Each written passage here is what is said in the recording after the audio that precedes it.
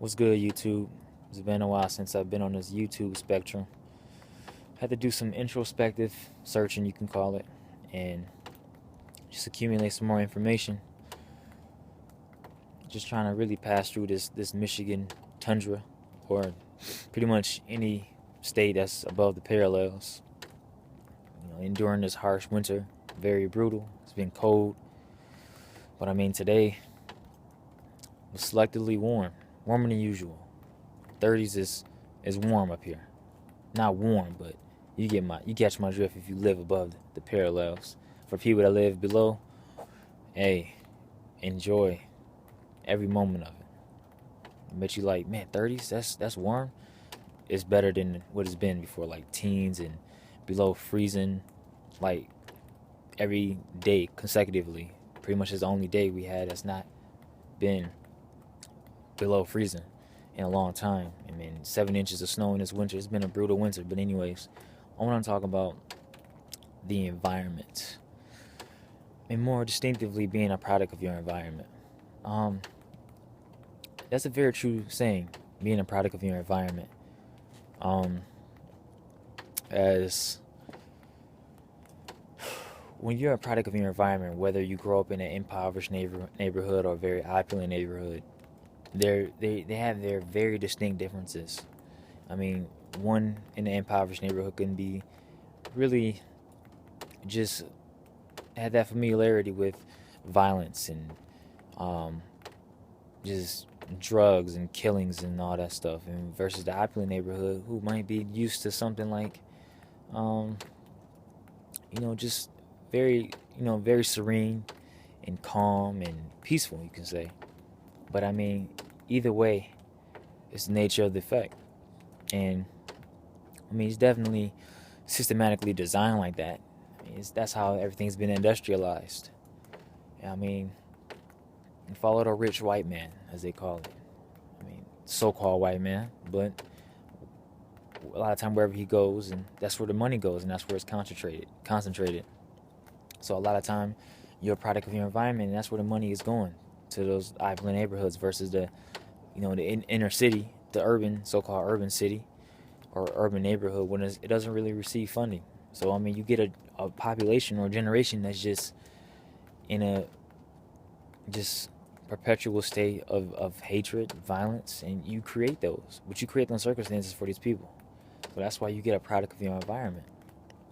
But I'm not here to talk really um, industrialization on this video and all that other good stuff, because that's all the politics and all of them to whine about. Because they know what the problem is and they know how to solve it. But once again, they like to placate people. I want to talk about the environment preceding the environment, meaning the placenta, the uterus, the amniotic fluid.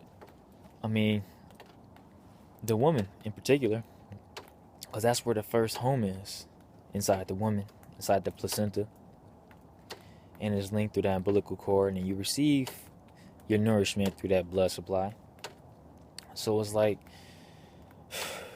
if the woman isn't really aware of herself and she's living under a false pretense or a false illusion of herself, then a woman inevitably will create that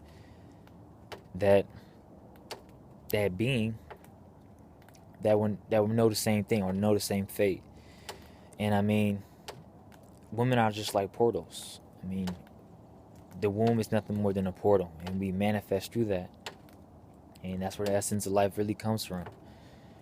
So I mean, like, if a woman's her thought process and she's receiving malnourishment, and that inevitably will happen to the child or the fetus, and that fetus will begin to think those thoughts, and to really, the physiology would develop like will develop well, very well malnourished, and it won't be as healthy or whatnot. I mean, you can still get fetuses and children that grow up to be healthy, depending on, not necessarily dependent upon the woman's lifestyle, but a lot of time it has a lot to do with it, especially the thought process. Because even though that's the most, or the less dense, it's still the most dense in truth, because we create those thoughts based upon the woman, and we become more dense because our thoughts are not there, not aware of the self.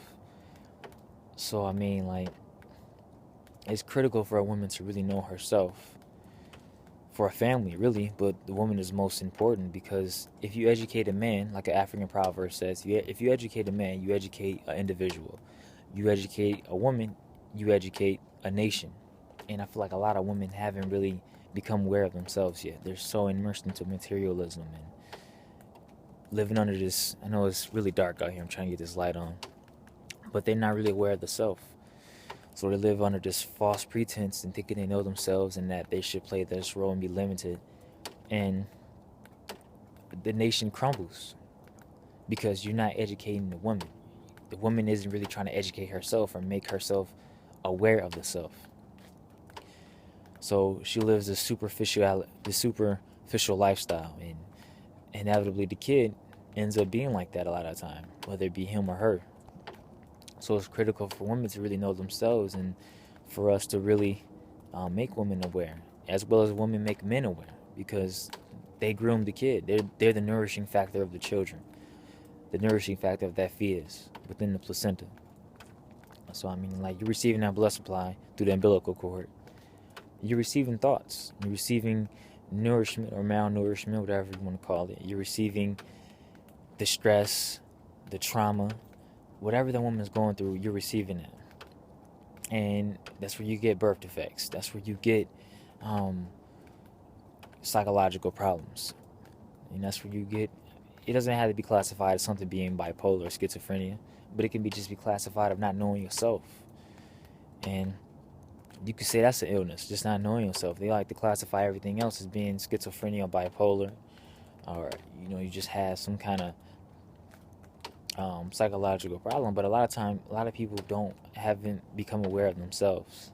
So it's critical for a woman to know and should try to make herself aware, so that child doesn't inevitably repeat the same cycle that's been going along for generations after generations. You're only as strong as your last generation and as your preceding generation. So I mean, like, it's up to you to really become aware of the self. Like, be coaching football. I always say you're as strong as your weakest link. So I mean, like, a nation that's pretty much just enveloped by weak links, I don't like to call them that necessarily, but people who don't know themselves, that nation is going to crumble from within. It doesn't have to crumble from one outside, but it's going to crumble within, because that nation doesn't know themselves, and they're so immersed into something that's outside of themselves that they look for love and happiness in the wrong places, when it's really just it's always been. So it's critical. Like, I can never stress that enough. It's critical for women to really know themselves, to really nourish that placenta, and even nourish yourself. I mean, a lot of times you got a lot of problems with women in their pregnancies because the uterus. I mean, they might have to get hysterectomized, or something has to be surgically removed or whatnot, because the woman isn't really nourishing her body like she should. And it's sad to see women suffer like that through pregnancies. Even though I never actually experienced one, you just hear stories and how painful it is. And I'm sure you can somehow appease the pain a little bit more if you just try to take care of your body more in your thought process. And if we actually did things correctly rather than just lay in the bed and try to have, women try to have a baby. But I mean, I'm not going to get into that because it's all about, subjection or being subjective on that. It's all personal. But just really be aware of the self, and women, just be critical. And for all my queens out there, do your thing and just continue to build that nation. Even though it's small right now with the queens and trying to build the nation, keep continuing to do that and make them aware. And the men, the kings, contribute. Be there for each other. Keep that balance, because a man can't do it. Women can do it on their own, because that's what women do, because women are very powerful, and a lot of them don't know their powers, but they have to really know themselves. And men can do it as well. Kings and queens, all alike. But as a unit, that's where you're really strong. Be leaders, not be limited as being a man or a woman. Be leaders. I don't know if you can really see me, but just want to talk about that and be aware, because they are the future. Peace.